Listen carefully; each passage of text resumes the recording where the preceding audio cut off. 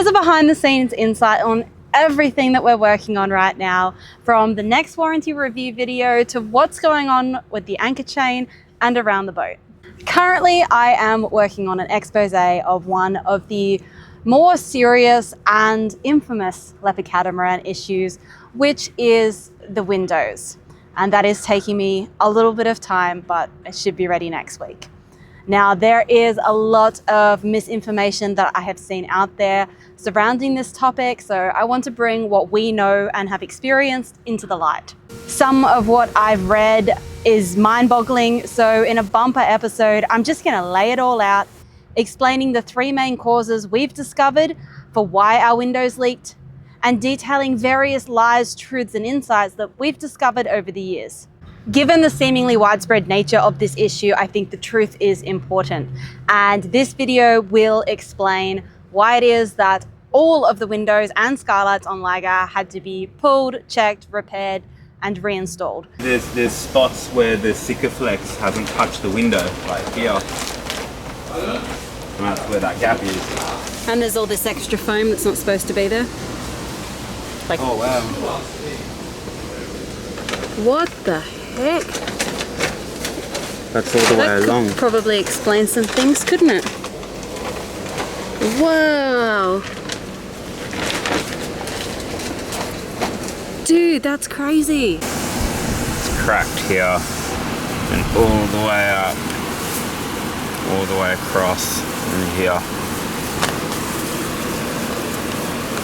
The whole frame is just loose in there. Constantly on crossings being water in the bilge, and this explains it because I'm not very strong, and with just my thumb I can lift the whole bottom of the frame up. It makes certain things that happen make sense, like why one of our windows underwent 4 installation attempts by Robertson & Kane and then another installation attempt by Leopard's contractors.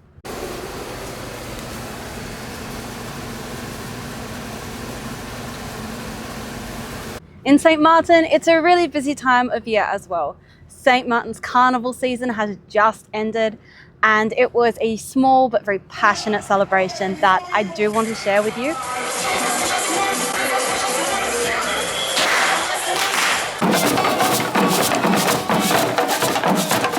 And then that finished, and straight away the Heineken Regatta began, which is the biggest regatta in the Caribbean. Around the boat, we have been dealing with warranty issues like our air conditioning ducting, which was damaged and destroyed by a combination of Robertson & Kane people and then people sent by Leopard. The ducting is and how rigid it is compared to down here where it was forced up. Oh, jeez. Like it's just... Yeah.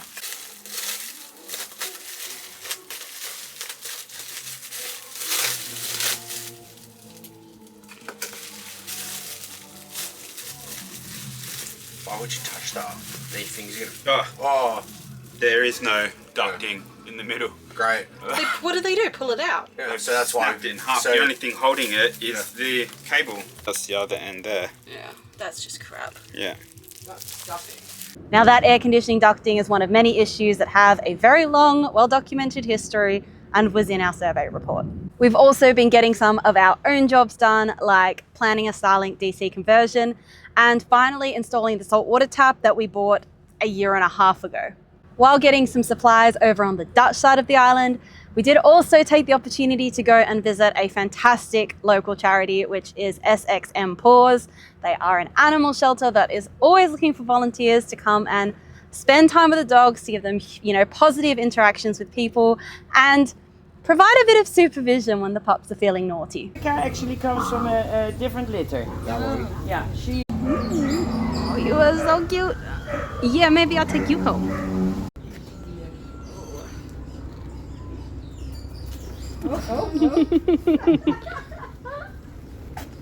It's no secret that we absolutely love animals. We have Rose aboard, and she's just, especially during this warranty process, been such an asset to our crew. It's not always easy to have a dog aboard, but for us it's so worth it. We had our little rescue dog Chi-Chi that we helped last year, fostering her for months and months, getting her spayed and then finding her a new home. So then having the opportunity to spend some time with some pups here at SXM Paws has been really quite wonderful. And we do know of some cruisers who are considering adopting. So if they go ahead and do that, we will definitely be on hand to help them wherever we can. Oh, yes, you are just so cute. You said, me, Jeff, me. Take me home. Take me home, Jeff. I'm so cute. On the travel sketch side of things, obviously I am working on that video for you. It is just trying to present what happened. It takes time because you really have to focus on how the information is presented effectively and in completion. It's not easy to relive, but I do think that it's something that needs to be done. I don't want to be sharing anything that is untrue because first, it has no value if it's not true. And second, because as we all know, the truth is the ultimate defense. Aside from that though, there's also the Travel Sketch blog, which has lots of different articles designed to just pass on what we've learnt to cruisers, nomads, and basically anyone who's interested.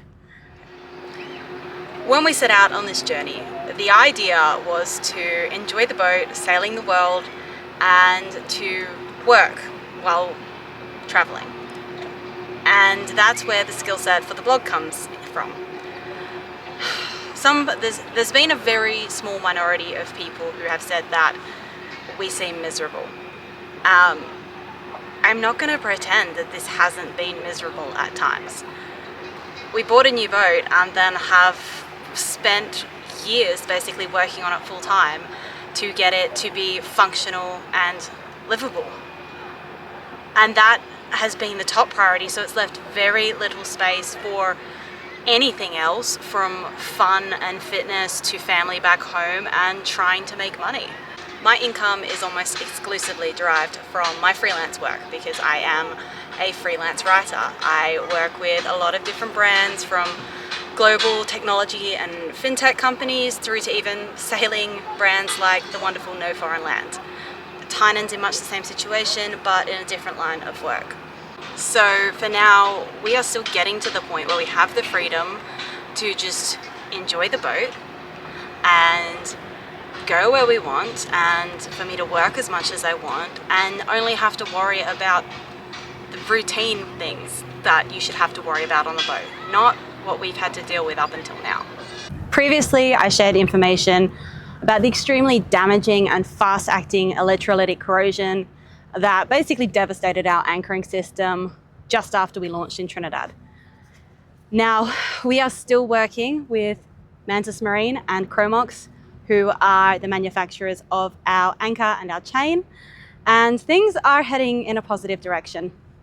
The silver chloride tester arrived from Australia, and what that allows us to do is check for stray voltage while we're out on the water and we can't put an earth stake into the ground. We've also had an electrician just come out, so we should have their report back very soon. Once I have the entire story from cause to resolution, of course I'm going to share that with you. I think though, what I can say now is I think it will be a very interesting insight into how companies in the marine industry can get things right. Our cruising plans. So originally, yes, we were going to go to the Bahamas, but cruising plans change, and now we've decided to stick to the Windward Islands because of the time that it's taking to resolve all this anchor stuff. It's not really feasible for us to get from here up to the Bahamas, enjoy it, and then comfortably make our way back down south for the hurricane season. Now, this might come as a shock to some of you, but we're actually looking at going back to Trinidad. When I think about our time in Trinidad, the negative experiences and feelings, it's all centered around what was going on with the warranty and dealing with the uncertainty and the repair teams and the various things that were going on and being done. It wasn't Trinidad itself, and we made some incredible friends while we were there who we'd love to see again.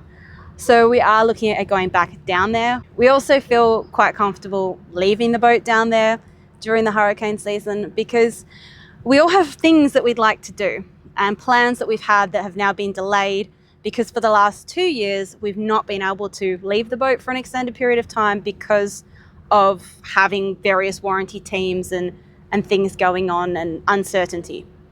This year, they're not involved, and we finally have the freedom to be able to make our own plans. Those 2 years on the hard stand and everything that happened before that, it's not time that we can get back. All we can try and do is tell our story, try to make sure this doesn't happen to anybody else, and just adapt and find a new way forward where we can try to recapture that spirit and achieve the goals that we set out to have.